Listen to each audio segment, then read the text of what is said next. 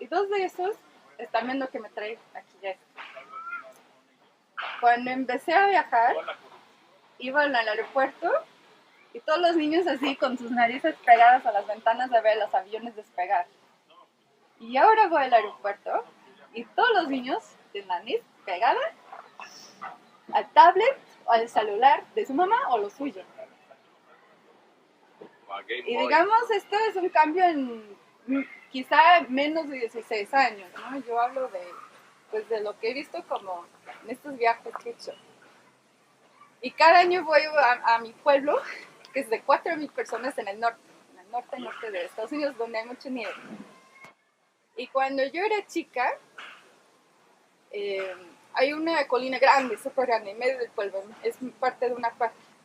Y se llenaba en las tardes y en los fines de semana de familias, de niños y en los fines de semana de familias, bajando en los toboganes, deslizándose y todo eso. Y ahora, en este transcurso de los 16 años que voy, y que siempre llevo a mis hijos y vamos con mis hermanos, etcétera, esa misma colina, a veces, muchas veces estamos solos, o con uno o dos o tres más familias. Entonces, pues, nos preguntamos, ¿dónde están los niños? Y sabemos dónde están. No tenemos que ser científicos, somos observadores normales. Están en el Wii, están en el YouTube, están en los programas. Y entonces, sabiendo eso, sabemos que estamos en contra de algo muy fuerte, muy grande, que es normal. Entonces, nos armemos, chicos. Y voy a tocar valores, publicidad, estereotipos y los medios sociales. Alejandro va a hablar de sexualidad y disciplina y aprendizaje. Mariana de los aspectos físicos, fisiológicos. ¿Me falta algo? ¿No? Faltó Ceci. Bueno, tenemos unas mamás con niños enfermizos que iba a hablar de violencia.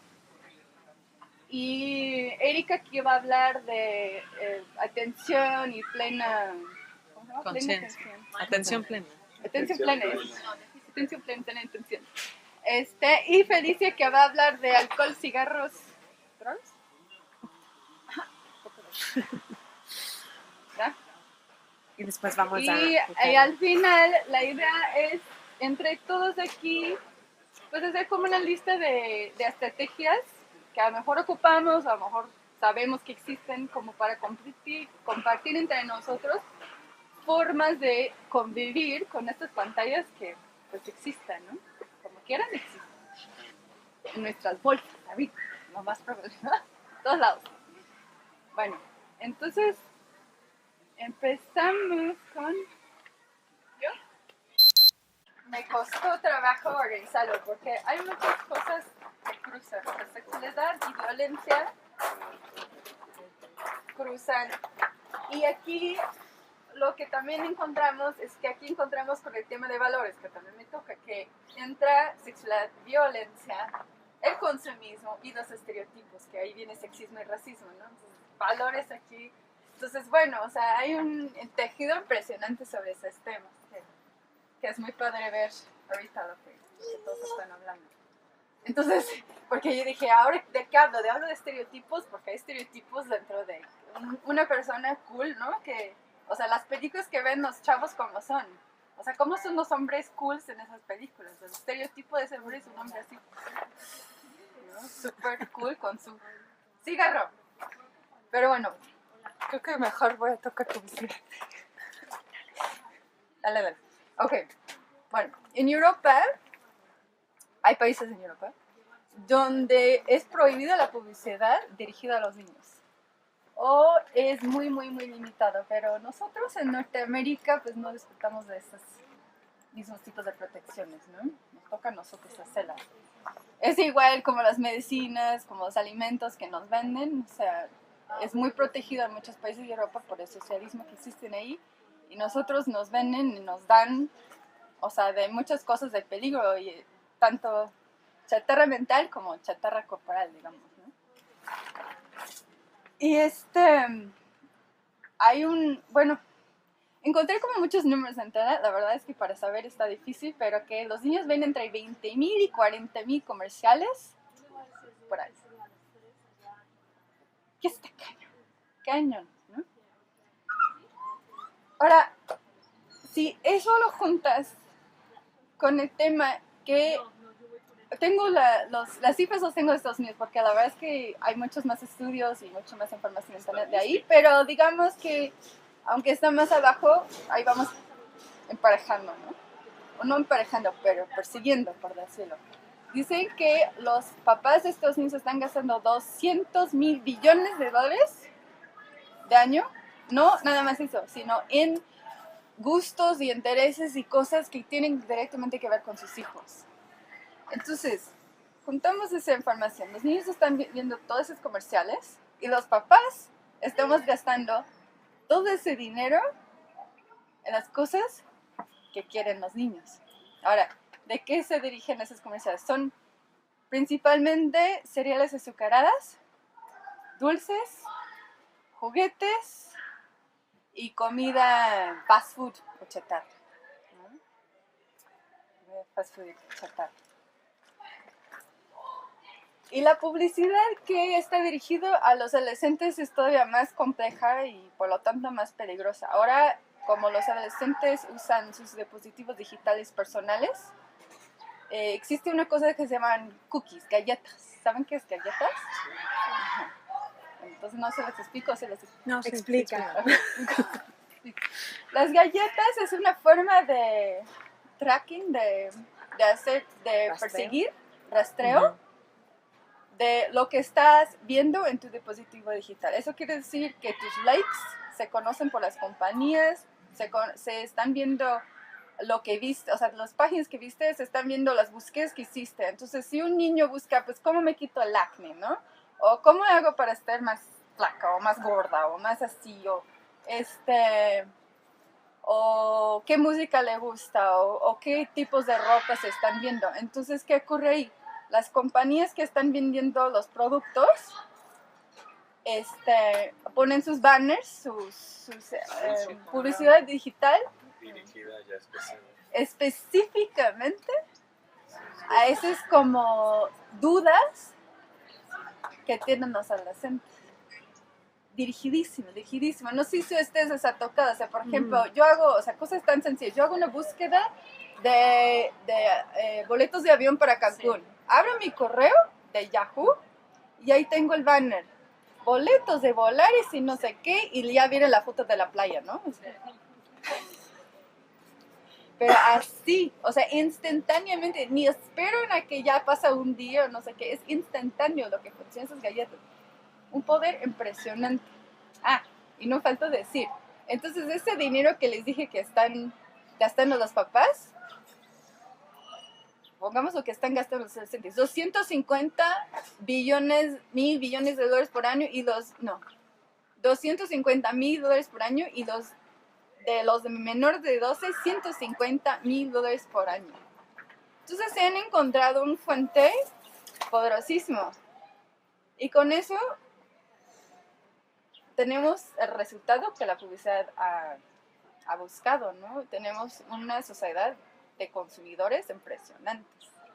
Compramos lo que no ponemos, lo que no necesitamos, lo que no comemos. Somos una sociedad de compradores compulsivos totalmente.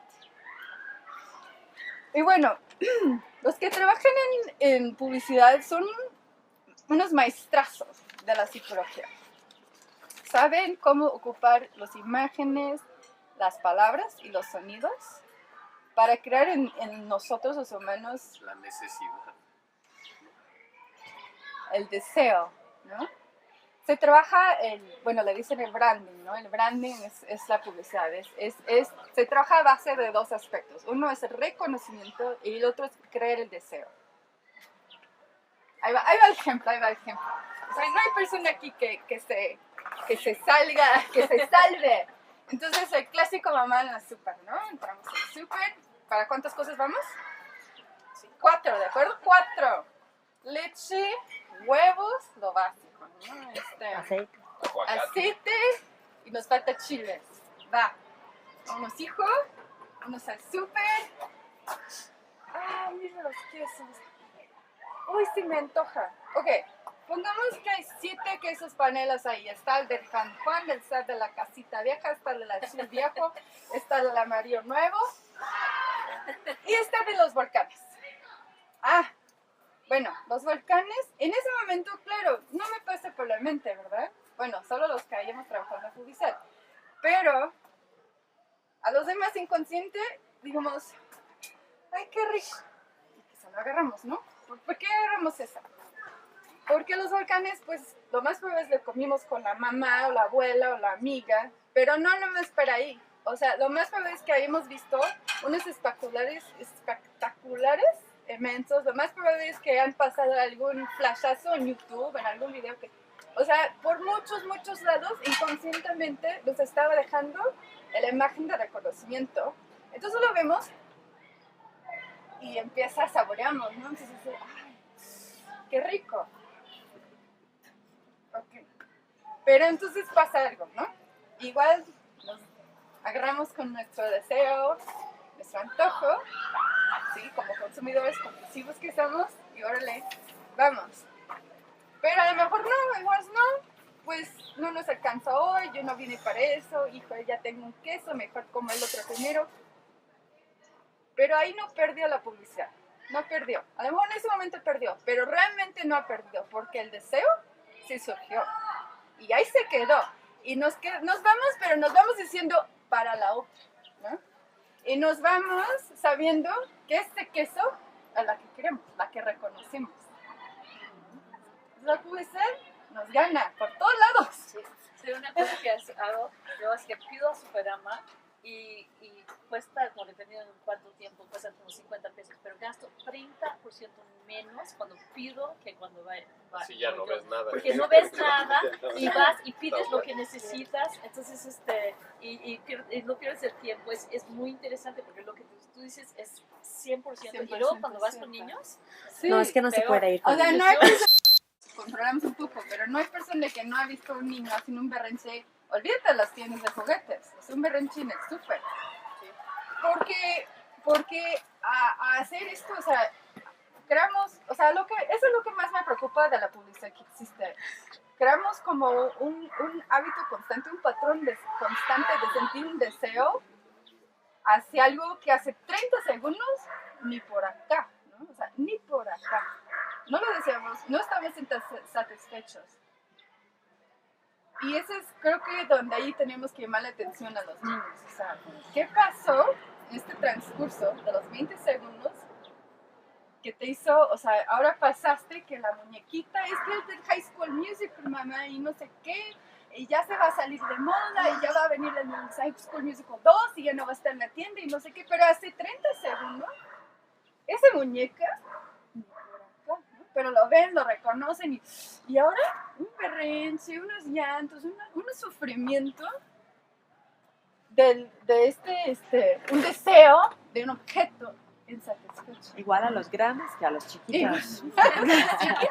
Solo que a veces no nos tiramos al suelo. Exacto. Pero es más interesante. Bueno, pasó otro tiempo. A ver. Bueno, voy a pasar a estereotipos. Bueno, aquí existe algo interesante. En México es una sociedad muy homogénea. Los que somos varios aquí, venimos de países poco homogéneos, ¿no? Mucho más, ¿cómo se llama? Internacionales. Diversos. ¿no? Diversos. Entonces, los ejemplos de estereotipos aquí en México vienen de los medios que vemos que se hacen, o sea, las películas, los programas, eso son los que vemos de personas que son negros, asiáticos, son de allá, porque aquí pues hay muy pocos, ¿no? Entonces aquí en México creamos estereotipos,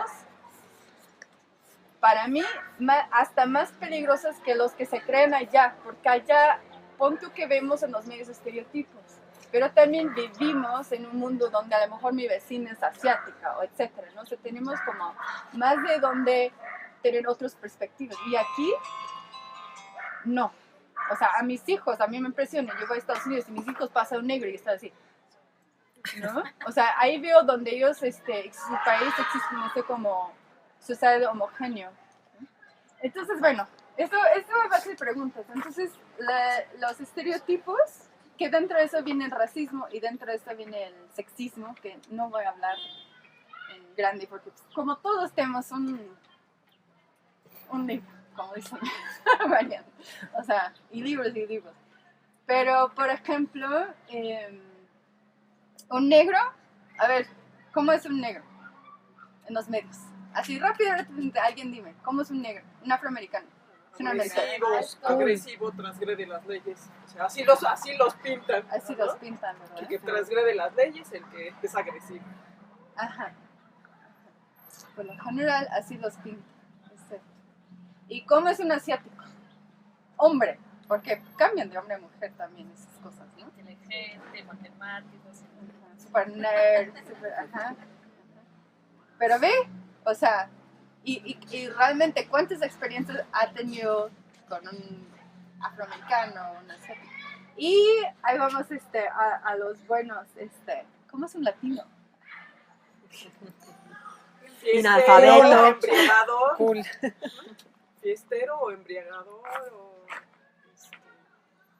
Pues los pintan hay distintos, están, o sea, generalmente los estereotipos, bueno, uso la palabra estereotipo, lo que quiero decir es lo que más se ve, ¿no? Lo que causa un estereotipo, lo que más se ve es, un inmigrante que habla bastante pesado, con su acento así, o son, digamos, de clase, pues nosotros llamamos de clase baja, ¿no? O sea, en las películas los vas a ver, por lo general, de jardineros y de muchachas de nanas, ¿no? Por lo general. Tengo la oportunidad de ir muchas veces cuando voy, me invitan a la escuela pública y hablo sobre pues es como una plática con niños así de primaria de integración cultural. Entonces yo les pregunto cómo es México, cómo son los mexicanos, etc. Y les puedo decir que año tras año me dicen lo mismo, pero lo mismo. México es súper caliente, todo, ¿no? Y los mexicanos usan sombreros, todos. Y son todos morenos también, muy morenos. O sea, eso es lo que están viendo, pero los niños, o sea, estamos en el 2016 y eso es lo que creen los niños de los mexicanos. O sea, te das cuenta de la fuerza de un estereotipo. O sea, ya en este mundo tan global, ¿no? Que tengamos. Bueno, estereotipos, cerrado. Gracias, Kai. Y el otro era valores. Y ya acabamos. Me voy a poner.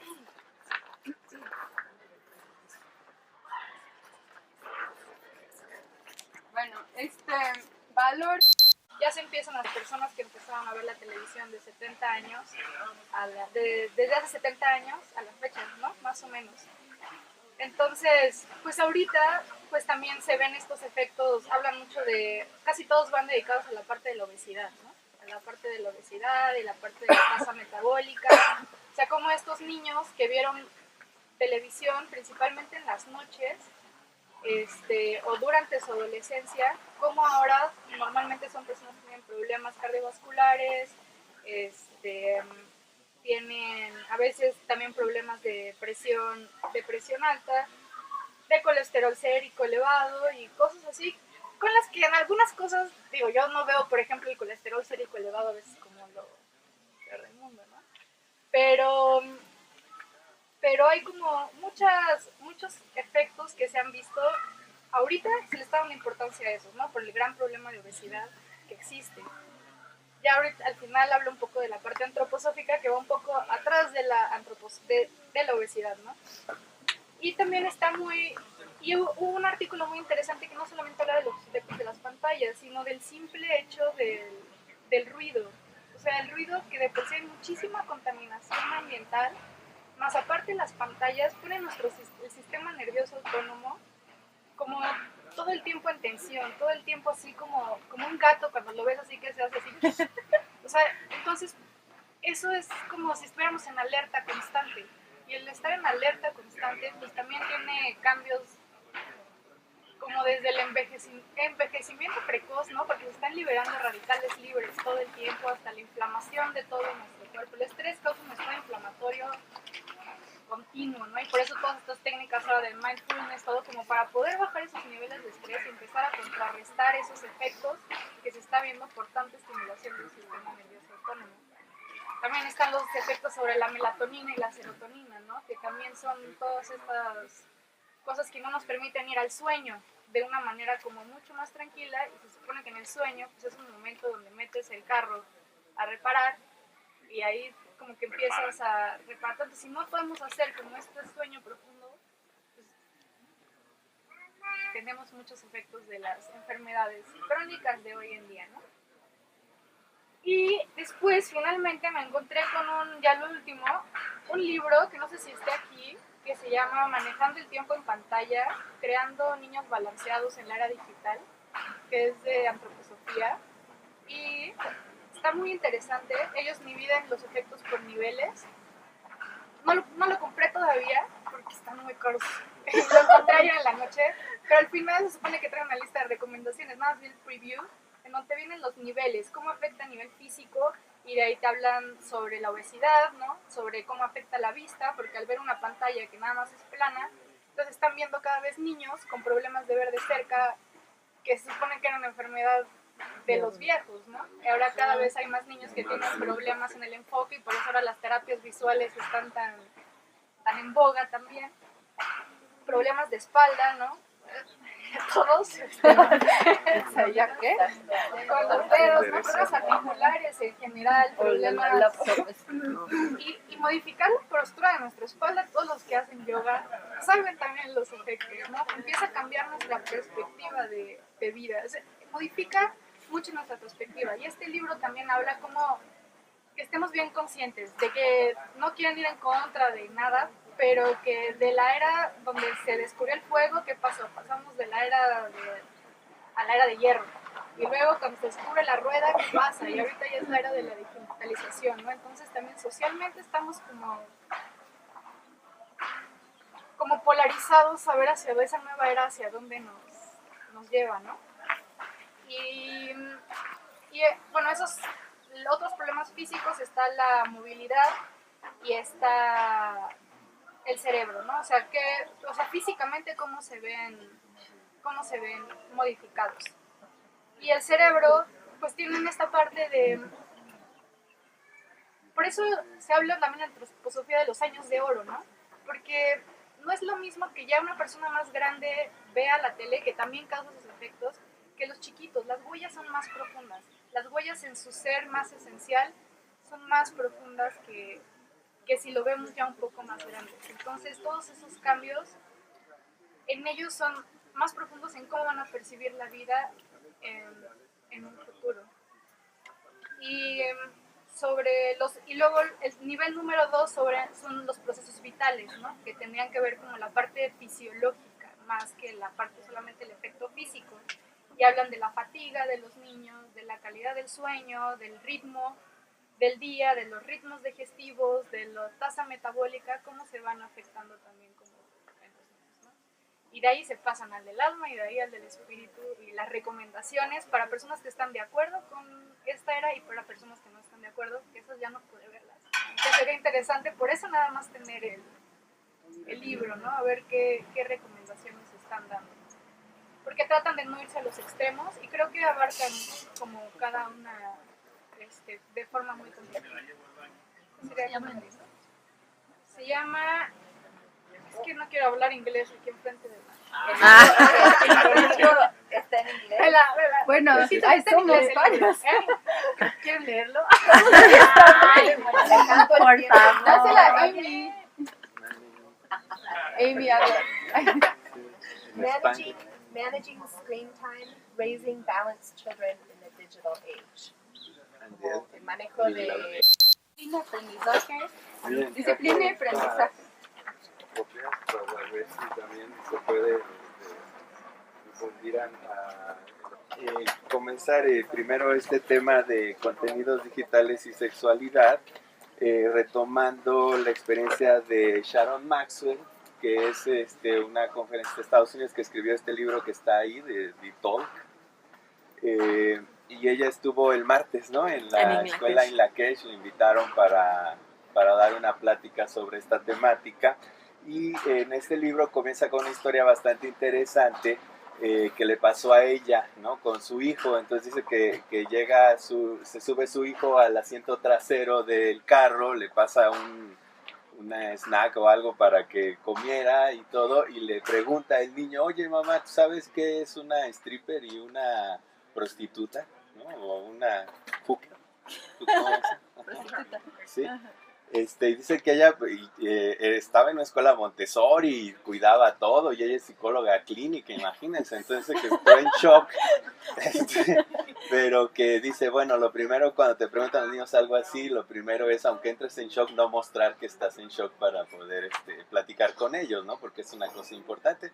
Entonces le responde, sí sé, y tú sabes, ¿no? Para ver qué era lo que el niño, qué lo había llevado al niño de 7 años a hablar en esos términos y algo así. Entonces le cuenta el niño que que eso se lo habían contado otros niños porque habían estado jugando unos videojuegos, ¿no? Entonces inmediatamente, bueno, después llama a la mamá de los niños con los que había estado su hijo y le pregunta, oye, pues me dice mi hijo, ¿esto qué pasa? Dice, mira, yo no estoy enterado de eso, no sabía que estaban jugando eso porque realmente se fueron a una tercera casa a jugar, ¿no? Llaman entonces a la tercera casa, los papás eran una maestra y pues alguien que tenía como una autoridad ahí, lo cuenta todo esto al inicio del libro, y le dice los papás, bueno, es que nosotros no estábamos enterados de que estaban jugando eso, ¿no?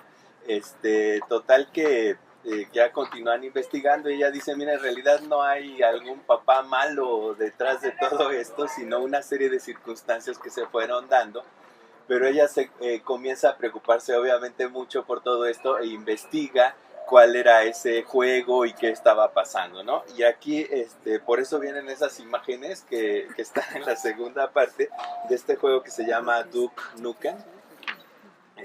Ya tiene varias décadas, pero yo investigué también si se podía comprar en Amazon, y cuesta $18.50, te lo manda a tu casa, o sea que sí, es un juego que se sigue utilizando, a lo mejor está más barato que los libros que les y como pueden ver ahí, hay una asociación entre violencia y sexualidad, que es lo que más le preocupa también a Sharon Maxwell en este libro, porque si nos fijamos en la imagen que está arriba a la derecha, la mano del lado izquierdo de la imagen, no es la mano de Duke Nukem, que es el que tiene el revólver así, sino que es la mano de una mujer. Es una mano más delicada que tiene las uñas pintadas. Todo eso está en internet, lo pueden checar a colores para que lo vean. Y lo que investigó en el juego es que cuando terminas el primer nivel, si logras matar a todos y destruir todo lo que encuentras a tu paso, el premio de ese primer nivel es que entras a un cuarto donde hay una mujer que no tiene ropa de la mitad de la cintura para arriba. Sí, eso, y pasas al segundo nivel. ¿Ese es el premio? Ese es el premio. Por eso el niño, y esos son los strippers para en el lenguaje de los niños, ¿sí? Si sigues avanzando y llegas al segundo nivel, tienes un segundo premio que es entrar a un cuarto donde está una mujer que no tiene ropa, que no tiene absolutamente nada de ropa, y eso es lo que es una prostituta, pues en el lenguaje de los niños, ¿no? Y creo que hay un tercer nivel en el que entras a un cuarto donde haya muchas mujeres desnudas, etcétera, ¿no? Bueno, yo entré a buscar algunas imágenes, perdón que les hable de esto, pero bueno, es lo que están viendo muchos niños. Y en la imagen de abajo a la derecha me llamó la atención porque entras a una sala, ahí se ven los marcadores de cuántos puntos llevas. Es tu arma ya con triple disparador, etcétera. Y al fondo se ven 3 mujeres desnudas que están colgando del techo, amarradas de las manos y de los pies, que están siendo cuidadas como por una especie de figura rara que está ahí. Tú tienes que matar a esa figura, etcétera, ¿no? Y yo me quedé así un poco en shock igual. Fui a ese Games Paradise que está en Plaza Cuernavaca, pero ya lo quitaron, ya no venden ¿ya lo juegos. quitaron? Parece que ya es más fácil comprar los juegos en línea que ir a rentar como antes usábamos, ¿no? Que ir a conseguir un juego. Pero hay una sala nueva que abrieron junto al cine que está en la nueva zona. Pregunté si se podía jugar este juego, pero no lo tienen porque ya está muy atrasada su tecnología. Pero lo que yo pude ver de los juegos que se están jugando, el formato casi siempre es ¿no? Alguien que está en primera persona disparando y te vas encontrando una serie de obstáculos, vas pasando niveles y hay estos juegos de 3 o 4 personas simultáneamente, o sea, ya en la realidad virtual te unes a otros que están también disparando. Ese es el juego típico que estaban jugando todos los que estaban ahí en ese momento cuando yo fui a conocer, ¿no? Pero bueno, no me alargo en esto, simplemente que la reflexión que hace Sharon Maswell es que hay que los niños están recibiendo ese mensaje reiterado y con una gran carga realmente significativo para ellos de asociar la violencia con la sexualidad, y que si tú logras ser suficientemente violento puedes tener el premio del placer sexual y puedes también disponer del cuerpo de otras personas, ¿no? Lo cual pues es sumamente preocupante, ¿no? Pero cuando yo estaba leyendo el libro y viendo todo esto, dije, bueno, pero también tiene que proponer algo, porque es muy duro que nos dejara nada más con estas noticias. Y aquí se esboza algo en la segunda página de qué es lo que ella propone en torno a la sexualidad, ¿no? Hablar con los niños sobre sexualidad considerando los siguientes 3 aspectos.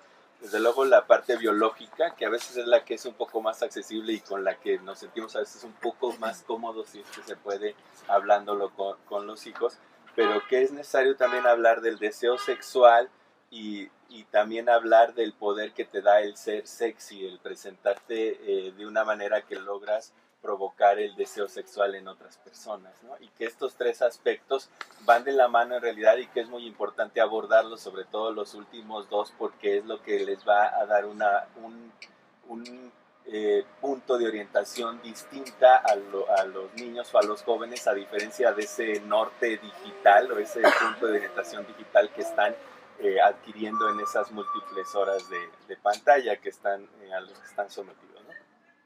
Pensar en que así como los vemos desarrollarse externamente, también hay un desarrollo interno, el cual debemos estar muy pendientes, y que ese desarrollo interno de los hijos pues va a depender de los contenidos a los que están accediendo de manera reiterada, ¿no? Así como les enseñamos a no masticar con la boca abierta y se los decimos bastantes veces hasta que lo logran, cuando las pantallas también les dicen ciertas conductas en torno a la sexualidad o en la violencia, las van a ir aprendiendo, ¿no? Y un punto bastante polémico de cuándo hablar con los niños sobre esto, hay muchas opiniones, pero ella recomienda que la primera plática sobre sexualidad sea en un ambiente de calidez, de admiración, de respeto hacia la sexualidad, y que los mejores para hacerlo somos los padres, a pesar de las limitaciones que podríamos tener, ¿no? Y ella plantea que ella, después de todo eso que le pasó con su hijo, pues la reflexión que hacía es: yo prefiero que mi hijo su primera plática sobre sexualidad la tenga conmigo en un ambiente de este tipo, y no que tenga su primera plática o sus primeros conocimientos sobre sexualidad en un ambiente como el que le tocó a mi hijo, ¿no? Es la reflexión que ella hace, ¿no? Y bueno, pasando al otro tema, ¿sí? Seguimos. Bueno, el segundo tema, que es con base en un libro de Kim Jong Paine que se llama El alma de la disciplina, está en inglés, The Soul of Discipline. The Art of Simple.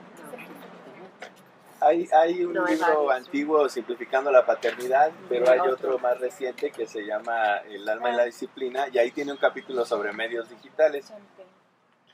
Kim Jong-un. Y ahí cuenta la historia de unos niños que su mamá los tuvo que cuidar. Una mamá se encargó de cuidar a 6 niños, los puso en una mesa porque estaban esperando que llegaran sus padres y les dijo, bueno, pues pónganse a textear entre ustedes, ¿no? En sus celulares, que se comunicaran entre ellos, ¿no? Y los niños, después de un rato, le dicen, oye, es que esto pues está un poco aburrido, ¿no? Pero había solamente una niña que era la que no llevaba celular, estaba fuera de la conversación en texto. Pero estaban sentados juntos y la idea de textear juntos. Ajá, sí, En la misma mesa. en la misma mesa. Que eso pasa hoy, ¿no? Lo ves, Pues están sí, en la lo misma ves en los mesa. restaurantes, etcétera. Total que la niña que no llevaba celular, pues al principio se quedó un poco relegada, estaba incómoda, etcétera, hasta que pues comenzó a observar y bueno, con cierta creatividad por no estar tan expuesta a los medios, les dice, oigan, es el tiempo que hay estas frutas que caen de los árboles, hay muchísimas en los techos, podemos subirnos, podemos juntar cada quien lo más que pueda de esas frutas y luego hacemos una guerra de frutas, ¿no? Y entonces todos los niños, sí, vamos a hacer eso, ya está esto muy aburrido, no sé qué. Total que al final de cuentas terminaron todos los niños ya fastidiados de textear, yendo a hacer el juego que la niña que no estaba sistemáticamente expuesta a tener el celular en la mano, sí tenía la creatividad para incluso proponer algo y adquirir ese liderazgo frente a los otros niños, ¿no? Y esta anécdota la cuenta Kim Jong-paine pues para hablar un poco de lo que está implicando ya el acceso a los medios hoy en día para los niños. Bueno, habla de este estudio de la Kaiser Family Foundation, algo así. Ajá. Es un estudio que se hizo masivamente en Estados Unidos con miles de niños, con una metodología muy confiable. Encontraron esto de que cerca de 7.5 horas se dedican al uso de la pantalla. Aquí en México la ENSANUD, que es la encuesta que hace el Instituto Nacional de Salud Pública, habla de que más o menos alrededor del 80% de los niños en México de 10 a 14 años dedican más de 2 horas a estar en la pantalla, ¿no? Hay otros estudios que hablan de que el promedio en México es de 5 horas y media o 6 horas y media por niño diariamente frente a la pantalla, ¿no? Aunque no hay tantos estudios, yo encontré más bien estudios de Televisa y de otras compañías de aparatos electrónicos para ver cómo se está comportando el mercado y poder vender. Y algo que menciona Jong-paine también es lo que él le llama esa matemática de la amistad. Dice, pues, ¿qué es lo que está pasando realmente en las escuelas? Porque él es también cercano a escuelas Waldorf. Y dice que más o menos en un salón de 20 niños de quinto o sexto grado, él calcula que más o menos 10 o 12 niños tienen un acceso bastante alto a las pantallas. Ajá, que es como la estadística que él hace a partir de sus observaciones. Dice que más o menos unos 8 o 10 niños están como en esta combinación de tienen pantallas, tienen un acceso alto a pantallas, pero también están en música, están en natación, están en otras actividades, ¿no? Y él habla de que alrededor de 3 o 4 niños en un grupo de 20, que serían como los que tenemos aquí en esta Waldorf, tendrían un bajo acceso a las pantallas, ¿no? Por eso nos surgía un poco la duda, ¿cómo le hacemos para llegar a ese otro 90% de personas, de familias que están aquí en esta escuela y que a lo mejor no se han interesado mucho en estas reflexiones, ¿no? Y surgía esa idea de que en el momento en que haces la reinscripción pudieras tú anotar, como se hace en todas las escuelas Waldorf, cuántas horas de acceso a televisión, a videojuegos tienen tus hijos y si estarías en un momento dado dispuesto a que eso se disminuyera o se platicara contigo, ¿no? Como una opción muy concreta para saber qué está pasando aquí en nuestro medio, ¿no? Y bueno, ya para concluir en la última parte es de otro estudio que cita Jong-paine, que están ahí los datos de hábitos de estudio. Se han demostrado al menos estas 5 cosas, ¿no? Que cuando los niños tienen bajo uso de pantallas, tardan menos en dormirse cuando ya se van a acostar, tienen una mejor salud emocional, tienen mayor capacidad de concentración, tienen mayor capacidad de resistir ante las frustraciones, las adversidades y tienen una mayor comunicación y conexión con sus familias, ¿no? Pero esto ya no es como la opinión, lo que observamos, sino lo que obtienen después de realizar este estudio que ellos hacen, ¿no? Y para concluir, pensaba que sería interesante esta pequeña anécdota que también él incluye en torno a que le llamó mucho la atención en uno de esos seminarios que tenían, que había una familia que le comentaba que de un momento a otro habían quitado todo el acceso a los medios que tenían, ¿no? Y eso le llamó mucho la atención y dice, bueno, eso no es lo más común, ¿no? Entonces que en el descanso se fue a platicar con ellos y les dijo, bueno, ustedes, ¿cómo van? ¿Cómo les ha ido con este cambio que hicieron? Y el papá es el que le responde, ¿no? Y le dice, bueno, la mamá le dice, hemos visto cambios positivos, etcétera, ¿no? Y el papá le dice, mira, es muy simple. Antes en nuestra casa la autoridad eran las pantallas y ahora la autoridad somos nosotros somos los que estamos a cargo, ¿no? Y le dice, mira, para ser honesto, yo no había pensado en hacer todos estos cambios. Se fue más bien mi esposa que dijo, bueno, pues hay que quitar el uso de las pantallas, etcétera.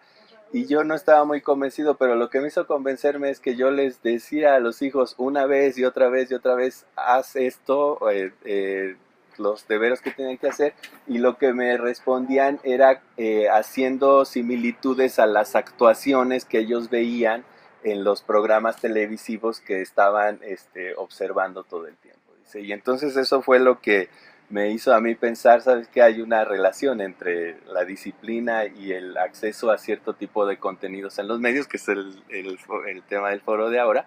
Dice, y entonces yo me fui dando cuenta de que efectivamente en la medida en que iban dejando el acceso a ese tipo de programas en los que muchas veces se ridiculiza a los padres o a las madres, o sea, y hay risas grabadas cuando el niño le logró contestar de una manera que dejó callado al papá o dejó callado a la mamá. Hay muchos programas sobre eso. Dicen, nos fuimos dando cuenta entonces que realmente nosotros mismos nos colocamos cercanos a ese contenido en los medios cuando son esos contenidos los que están haciendo que ser padre o ser madre hoy en día sea cada vez más difícil. Se subraya que el cerebro de un niño está todavía desarrollándose hasta los 21 años.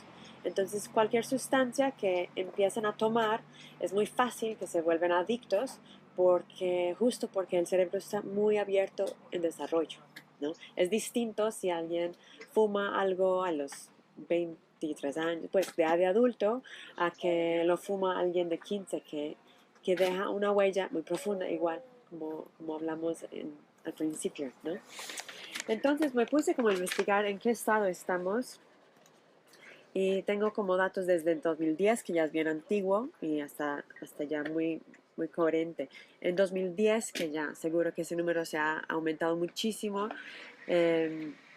habían 25 billones de dólares gastados en propaganda para el cigarrillo y el alcohol en general.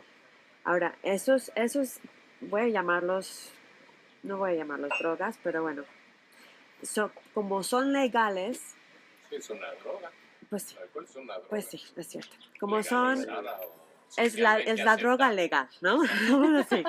Esas cosas, por ser legales, pues sí tienen supuestamente tienen cierto control de la propaganda que pueden poner. Pero por ser legales también pueden aparecer en los medios, en las películas, en los programas, en los videojuegos, sin mucho control, porque como son legales, están bien. No atraen tanta crítica, por decir. Porque no se llaman como propaganda. No es que están vendiendo el cigarrillo, sino que hay alguien ahí fumando, viéndose muy elegante, ¿no? Por decir. En 2015 hubo un estudio de un journal, una publicación de pediatría que decía que está muy claro que si un niño ve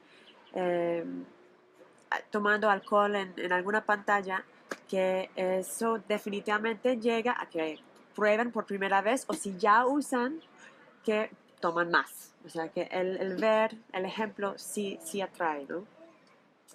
Y algo que me pareció muy interesante, porque yo, por ejemplo, cuando mi hija quiere ver una película, pues siempre me voy a investigarla, ¿no? O sea, qué temas van a aparecer ahí, qué es el rating, La calificación. la calificación de lo que es apropiado. Y entonces una universidad, un estudio de Dartmouth College hizo un estudio, también es un poco antiguo, pero es interesante. Desde los años 96 a 2004, las 100 películas más populares de esa época miraron los que son con la ubicación G, en general, el PG. Calificación. ¿Calificación? A, B. Ah, aquí es AB. A, B. Tradúceme, por C, favor. C, D. La censura. La censura. Bueno, entonces, las que son, lo que dieron es que las que son para personas de 13 años y mayor y las que son restringidos para adultos tienen la misma cantidad de alcohol. O sea, no hubo diferencia en esas películas. Y la mitad de los que son para personas de 13 años tenía igual la cantidad de fumadores que los que son para adultos. Y que los que son para niños chiquitos y de adolescentes menor de 13 años, igual tenía mucho humo y mucho alcohol. O sea que eso no lo tocan. Tocan otros temas de sexualidad, de violencia, pero de hábitos, con esas sustancias son normales. No cuentan en eso. Entonces, en 2015 aquí en México se declaró que hay un incremento de consumo de tabaco, en particular de jóvenes de 12 a 17 años. En ese momento se también declaró que son 17.3 millones de fumadores en el país y 12.1 millones son hombres, o sea, la mayor parte son hombres. La edad promedia de iniciar son a los 13 años, pero aquí en Morelos leí en un lugar que desde a los 10 años. Y entonces con esos datos es como que 1 de cada 4 personas entre las edades de 12 y 65 son fumadores. Entre los adultos de esas personas, 2 son hombres, 1 es mujer. Pero entre los adolescentes es 1 por 1. O sea, tanto niñas como niños están fumando ya de adolescentes. Entonces esa cifra va a cambiar bastante. Y 1 de cada 5 adolescentes fuman y 7 de 10 comerciantes locales todavía los venden. Es muy fácil para un niño empezar. Y más que nada, igual que cuando eran chiquitos, ¿por qué lo prueban? Pues porque ven, porque les interesa, porque se ve popular, porque lo quieren probar algo nuevo y porque quieren imitar algo que ya han visto. O sea, todavía sus cerebros todavía desarrollándose hasta los 21 años. Entonces yo me pongo a pensar, pues, ¿qué importa? O sea, ¿por qué limitamos a los niños? En algunos casos es muy obvio, pues no queremos que miren a la vecina con esos ojos así de hambre, o sea, queremos que respeten a las personas, queremos que entiendan que somos íntegros y no queremos que se enferman también, ¿no? Que se saben cuidar. Cada minuto 10 personas mueren por efectos de fumo, de cigarrillo. Y bueno, entonces me puse a ver como, bueno, ¿qué hace uno? ¿Dónde puede uno mirar? Porque si no es por el código de censurar películas donde uno sabe qué estás viendo. Pues yo siempre voy a una página que es en inglés y me pregunto si ustedes saben de uno en español. Yo un artículo encontré varios, pero miré todos y la verdad solo me gustó el mismo que yo uso, que es el commonsensemedia.org. Y es de sentido común. Common Sense Media se llama sí, la página. .org. Y es buenísimo porque realmente te dice todas las cosas que tienen de sexualidad, de tomar y de beber, de estar, la desnudez, del sexo, y te dice, hay un beso de tal persona, o se ve la espalda desnuda, o cosas muy gráficas, ¿no? Pero te dice muy bien claro lo que tu niño va a ver, y después hay temas de que discutir. Y los niños que se metan dicen, eso es para niños de 12 años o eso es de niños de 17 y los papás ponen su opinión. Y en mi casa pues sí es como que, ¿por qué vas a ver esa página? Pero yo siempre la miro, la verdad. Siempre la miro. Y yo siento que cuando son más grandes, Pues yo no tendría idea cómo abordar los videojuegos. En nuestra casa simplemente no existen, pero también creo que con los niños es más tema que con las niñas. No sé si alguien después pueda compartir su experiencia, pero en nuestra casa son las películas más que nada. Y nos gusta ver películas y las vemos juntas. Y, por ejemplo, yo siento que sí hay programas que dan un buen efecto. Por ejemplo, estamos viendo en la casa algo que no creo que les interese a muchos, porque es como muy de un contexto y de una cultura norteamericana, pero es de una mamá y una hija y tiene muy buenos modales. La niña se aspira a ir a la universidad de Harvard y la mamá tuvo a su bebé a los 16 años. O sea, toca todos los temas muy fuertes, lo que puede ir mal si te sales de un curso que es el niño que fuma, pues el papá. ¿Cómo se llama? Se llama Gilmore Girls. Me encanta. En fin. Pero hay consecuencias. Entonces, esa página tiene unas sugerencias. Son 3, no son muchas. Dice que cualquier cosa que vean, que si están bebiendo o tomando drogas, que debe haber una consecuencia. Entonces, por ejemplo, que llegue el papá en la pantalla y agarre los cigarros y los tira, ¿no? Por ejemplo. O sea, que hay una consecuencia negativa ante esas actitudes que no queremos que nuestros hijos tomen como normales. Que haya humor asociado con el estar borracho o estar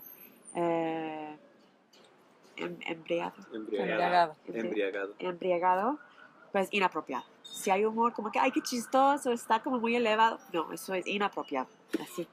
Y cualquier sustancia que existe debe ser a fondo en la pantalla, por decir en la película, entre adultos y no en exceso, ¿no? O sea, si hay una fiesta, todo bien, y hay unos adultos allá tomando unos champañas o lo que sea, está bien, pero que no haya eso de mucho exceso sin consecuencia negativa, ¿no? Y lo otro que creo que ya como toca como puente a lo que va a hablar Sky, que es algo como cuando se tratan de esas sustancias que no son necesarias, uno no necesita cerveza, no necesita cigarrillos. Entonces las compañías buscan maneras de atraer con el deseo en las propagandas y en las imágenes para atraer consumidores, ¿no? Y por eso siempre hay las mujeres desnudas, no medio desnudas, porque son los hombres que típicamente gastan más dinero en tabaco y en cigarrillo, perdón, y en alcohol. Entonces ahí está la imagen, ¿no? Y está bien, bueno, no está bien para nada, pero un adulto entiende que es ese juego, ¿no? Que me están tratando de atrapar por ese medio, porque eso no es algo que requiero, sino que algo de que deseo. Pero un niño que logra ver esas cosas, pues sí le altera completamente lo que piensan que es normal entre amigos, entre humanos, entre hombres y mujeres. Ya. Muchas gracias.